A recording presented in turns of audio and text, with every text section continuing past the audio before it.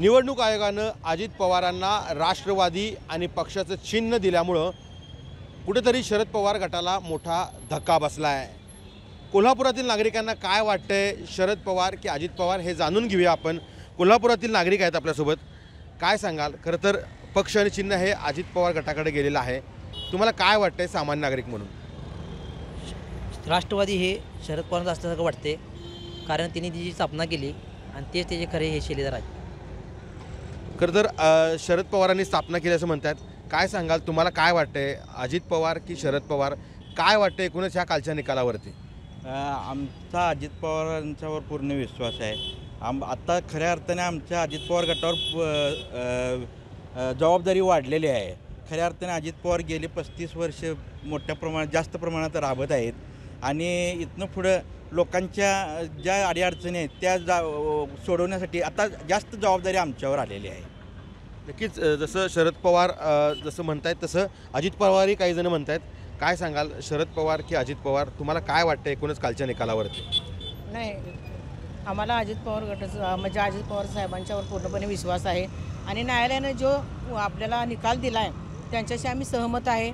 इतकी वर्ष झालं तो पेंडिंग होता आणि साहेब पण कसं आमचं राष्ट्रवादी अजितदादा गट म्हणून पडलेलं होतं, तर आज आम्हाला एक घड्याळ चिन्ह मिळाल्याबद्दल आणि ताकद पूर्ण वाढलेली आहे आणि सर्व महिलांना आणि कोल्हापूरमध्ये आणि काम करण्याची पण ताकद वाढलेली आहे। महिला आमच्या पूर्ण महिलांनासुद्धा आमच्या आता काही नाही कुठं तरी एक आधार वाटतो की आमच्या महिलांचेसुद्धा प्रश्न सोडवतील साहेब, आणि असा विश्वास आम्हाला वाटतो। खरं तर काही जण कार्यकर्ते पण आहेत, पहिल्यापासून राष्ट्रवादी सोबत आहेत, आपण त्यांना विचारूया, काय सांगाल? खरं तर शरद पवारांसोबत तुम्ही देखील होता, आता तुम्ही अजित पवारांसोबत आहे, एकूणच ह्या निकालाबाबतीत तुम्हाला काय म्हणायचं आहे आणि तुम्ही आता कोणासोबत आहे? मी माननीय उपमुख्यमंत्री नामदार अजितदादा पवार साहेबांच्या सोबत आहे। नामदार मुश्रीफ साहेबांच्या नेतृत्वाखाली आम्ही कोल्हापूर शहरातले किंवा जिल्ह्यातले बहुतांश कार्यकर्ते दादांच्या सोबत राहिलो। दादा म्हणजे कार्यकर्त्यांचा आत्मा राहिलेला आहे, दादा म्हणजे आमची शक्ती, स्फूर्ती, सर्वस्व म्हणजे दादा।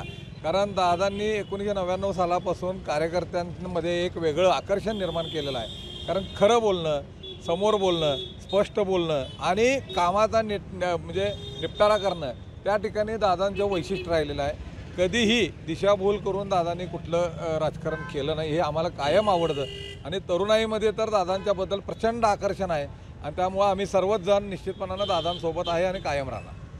तर आपण एकूणच जर पाहिलं तर कोल्हापुरातील हे सगळे नागरिक आहेत, पदाधिकारी आहेत, यांचं संमिश्र प्रतिक्रिया आहेत। काही जण म्हणतात की आम्ही शरद पवारांच्या सोबत आहोत, तर काही जण म्हणतात की आम्ही अजित पवारांच्या सोबत आहोत। अशा संमिश्र प्रतिक्रिया कोल्हापुरातून येताना पाहायला मिळत आहेत।